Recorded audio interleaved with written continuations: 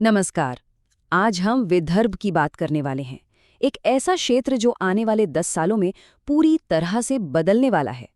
अब ये जो बदलाव है, ये हम सबकी जिंदगी पर कैसे असर डालेगा?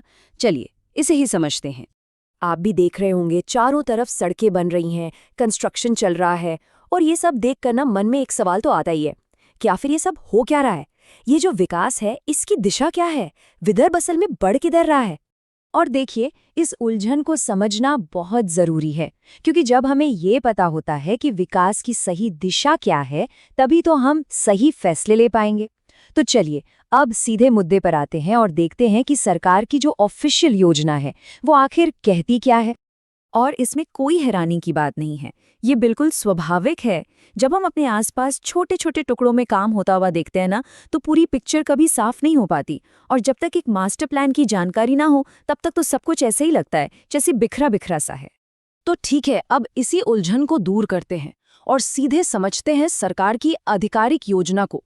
इससे एकदम साफ हो जाएगा कि विदर्भ का जो भविष्य है, वो किस दिशा में जा रहा है। तो देखिए, केंद्रीय सड़क परिवहन और राजमार्ग मंत्रालय ने पूरे महाराष्ट्र के हाईवे और एक्सप्रेसवे नेटवर्क के लिए एक बहुत बड़ी योजना बनाई है। और ये योजना है 1.5 लाख करोड़ रुपए के निवेश की। जी हाँ, 1.5 लाख करोड़। ये सच में एक बहुत बहुत बड़ी रकम है। और इस बड़े निवेश का एक बहुत जरूरी हिस्सा खास तौर पर विदर्भ और नागपुर के लिए ही रखा गया है। मतलब यहाँ की जो कनेक्टिविटी है ना, उसे पूरी तरह से बदलने के लिए 4 नए और बहुत बड़े हाईवे प्रोजेक्ट्स को मंजूरी मिल चुकी है। चलिए, अब एक एक करके इन चारों प्रोजेक्ट्स के नाम देख लेते हैं। सबसे पहला है नागपुर समृद्धि महामार्ग का 3 लेन एक्सटेंशन। दूसरा है नागपुर गोंदिया हाईवे। तीसरा भंडारा से गढ़चिरौली तक का हाईवे। और चौथा है नवेगांव मोड़ से सूरजगढ़ हाईवे। चलिए, ये तो हो गई सरकारी योजना की बात। कागजों पर सब ठीक है, लेकिन सबसे जरूरी सवाल तो अब आता है कि इन बड़ी बड़ी योजनाओं का हम सब की जो रोज की जिंदगी है, उस पर क्या असर पड़ेगा। तो सबसे पहला और सबसे बड़ा बदलाव जो महसूस होगा, वो है सफर के समय में। एक उदाहरण से समझते हैं। आज पुणे से नागपुर जाने में 12 घंटे से भी ज्यादा लग जाते हैं, है ना? लेकिन इन नए हाईवेज के बाद ये सफर सिर्फ 6 घंटे का रह जाएगा। सोचिए, सीधा आधा समय बचेगा। और ये बदलाव सिर्फ लंबे सफर में ही नहीं है, रोज के आने जाने में भी इसका असर दिखने लगा है। जैसे हाल ही में जो भंडारा बाईपास बना है, वहां के एक लोकल निवासी ने बताया कि जिस सफर में पहले 1 घंटा लगता था, अब वही सफर सिर्फ 10 से 15 मिनट में पूरा हो जाता है। बहुत बड़ा फर्क है ये।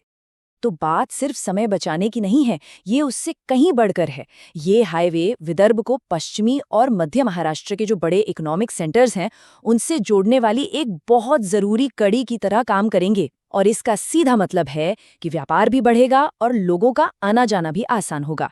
ठीक है, योजनाएं तो बहुत अच्छी हैं, इसमें कोई शक नहीं। लेकिन इतने बड़े प्रोजेक्ट्स में कुछ चुनौतियां तो आती हैं, और इनमें समय भी काफी लगता है। इसलिए कुछ बातें हैं जिन पर हमें नजर रखनी होगी। देखिए, किसी भी रोड प्रोजेक्ट में जो सबसे ज्यादा वक्त लगता है, वो है लैंड एक्विजिशन, यानी कि भूमि अधिग्रहण में। इसका मतलब है जब सरकार प्रोजेक्ट बनाने के लिए लोगों की निजी जमीन लेती है। और ज्यादातर प्रोजेक्ट्स में देरी की सबसे बड़ी वजह यही होती है। लेकिन इस मामले में एक अच्छी खबर है।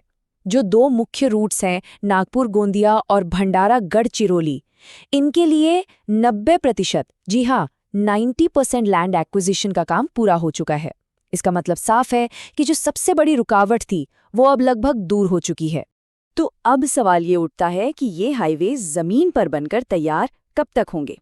तो जो ऑफिशियल टाइमलाइन है, उसके हिसाब से कंस्ट्रक्शन का काम 2026 में शुरू होगा और 2029 से 2030 तक इनके पूरा होने की उम्मीद है।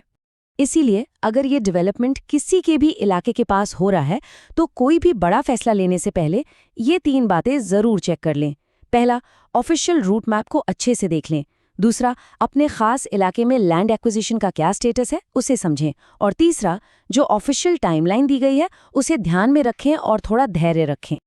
और आखिर में बस एक ही बात याद रखने वाली है, अगर शहर किस दिशा में बढ़ रहा है ये समझ आ गया, तो हमारे फैसले गलत नहीं होते।